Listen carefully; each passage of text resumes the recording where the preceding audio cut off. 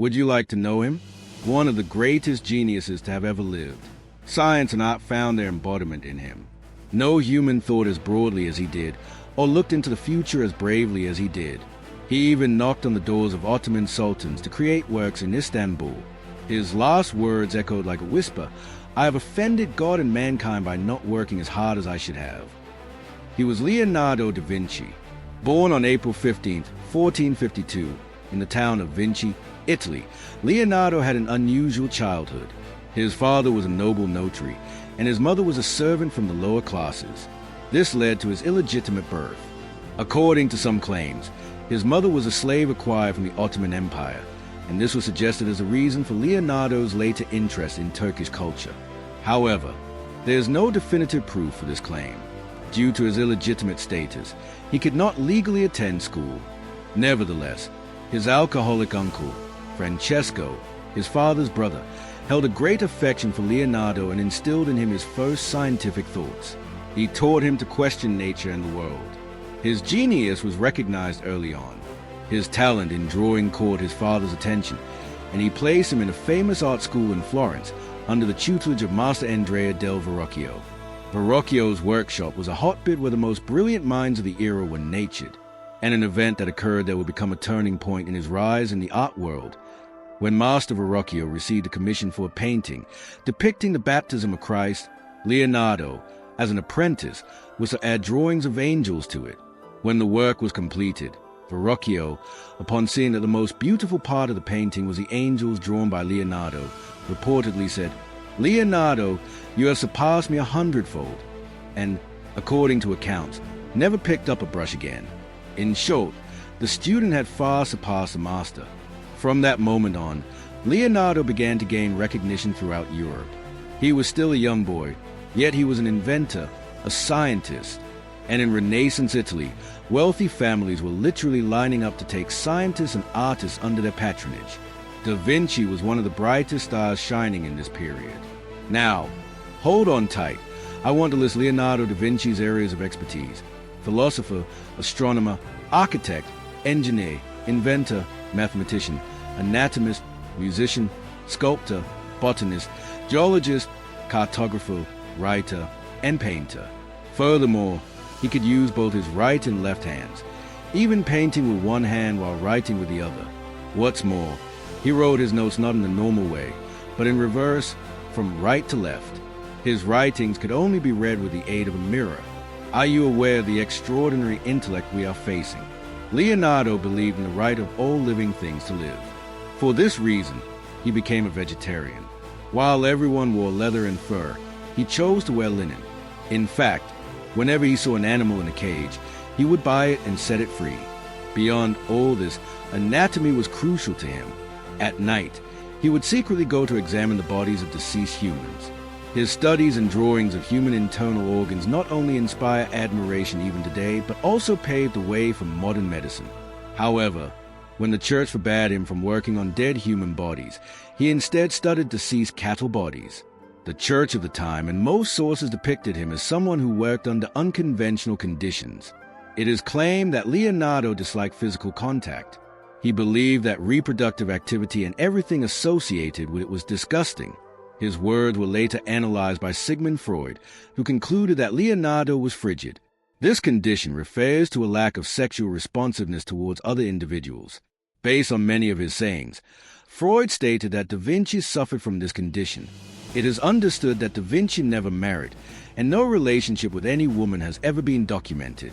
Although it was claimed at one point that he was homosexual, no evidence has been presented to support this claim. One of his most famous quotes that best summarizes philosophy was, "All our knowledge has its origins in our perceptions.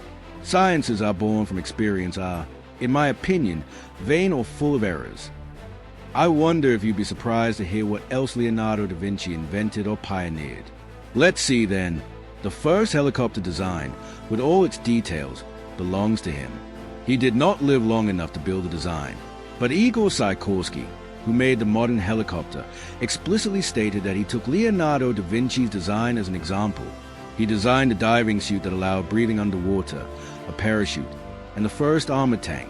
Yes, Leonardo's tank design, which inspired construction of today's tanks, exists in detail.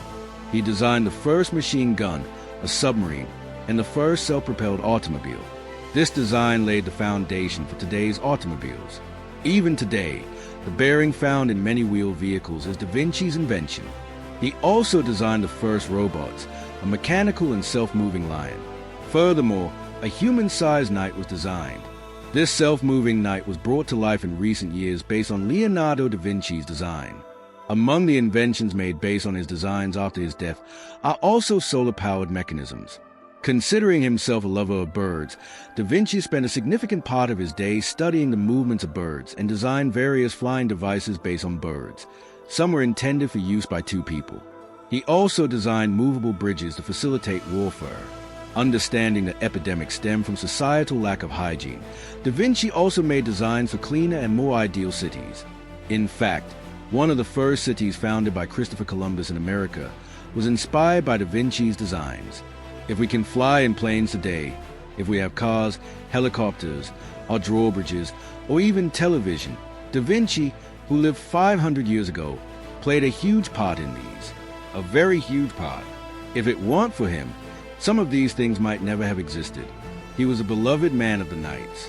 With his inventions, he made it possible to play many instruments without the need for musicians and organized magnificent mechanical entertainments. Some even called him a wizard. As a master of music, he was highly skilled in playing, singing, and composing. What we have listed are just a few of his thousands of discoveries. And remember, this man lived 500 years ago. Leonardo da Vinci invented the mitre gate in 1497. This invention is still used today in many areas, including the Panama and Suez canals. He also invented the oldest known machine for producing coins. He is a creator of the science of hydraulics. He is the discoverer of the camera obscura in painting. Some of the earliest designs for ships propelled by wheels and steam engines belong to him. Furthermore, Leonardo da Vinci wrote a letter to Bayezid II, known as Sufa, to build a bridge over the Golden Horn, but his offer was rejected by the Sultan. If this 346-meter-long bridge had been built, it would have gone down in history as the longest bridge of its time. For the very curious, a small wooden model of the bridge has been constructed near Oslo, and one can walk across it. In the early 1500s, Da Vinci informed Bayezid II of some of the works he intended to undertake in a letter. His letter was translated into Turkish and presented to the Sultan under the title "Copy of the Letter Sent by the Infidel named Leonardo from Vinci." In his letter, he proposed a pump system to draw water from streams and a new mill powered solely by wind. He also stated that if requested, he could build a bridge capable of providing transportation between the two shores of the Bosphorus in Istanbul. However, there is no information about what Bayezid II thought of these proposals, and we only know that his offer was rejected. Thus, we missed a chance to host this great genius in Istanbul. Had his arrival been accepted, believe me, we would be living in a very different world today. Da Vinci's interest in the Ottomans is, according to some claims, linked to his mother. There are claims that his mother was a slave purchased from the Ottomans, and this topic is frequently discussed in the series Da Vinci's Demons, which is about Da Vinci's life. Unfortunately, there is no definitive information on this. It was not us, but King Francis I of France, who ultimately secured him. He settled in France. The king greatly admired him and often came to visit him. Now, let's look at another aspect of Leonardo, his painting. He is one of the greatest painters of all time. But painting was a much lesser inclination for him. He completed only about 12 to 18 of his paintings. Salvator Mundi, this painting, in which he depicted Jesus Christ, was purchased by Saudi Arabian Crown Prince Salman bin Abdulaziz Al Saud for $450 million, making it the most expensive painting ever sold. Prince Salman keeps it under very special protection and only sends it to prestigious European exhibitions upon request. Salvator Mundi is such a masterpiece that many European kings later adopted the hairstyle from this painting. His other important painting, as you all know, is a Mona Lisa. Mona Lisa was neither a queen nor a very beautiful woman. She was the ordinary wife of a merchant, and this painting was never completed. No matter from which angle you look, the Mona Lisa painting, which seems to gaze back at you, is still being studied. In 1960, Pablo Picasso was taken into custody on suspicion of stealing it from the museum. The Last Supper, If we were to begin examining the Last Supper painting, which is filled with incredibly deep subtext, days would not be enough. It is a depiction of the moment when Jesus Christ says to the apostles beside him, "One of you will betray me today and hand me over."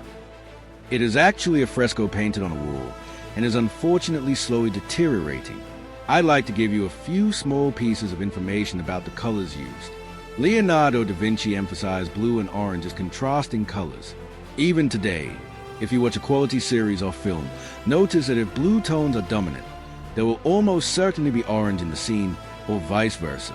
This choice of two colors as a contrast is referred to as ice and fire in cinematography. This phenomenon, of which we can see thousands of examples in his and similar drawings, is still widely used in visual arts today. The only Da Vinci manuscript outside of Europe, the Codex Leicester, was purchased by Bill Gates for $40 million 25 years ago and has been digitally uploaded to the internet for the whole world to read. You can also access it.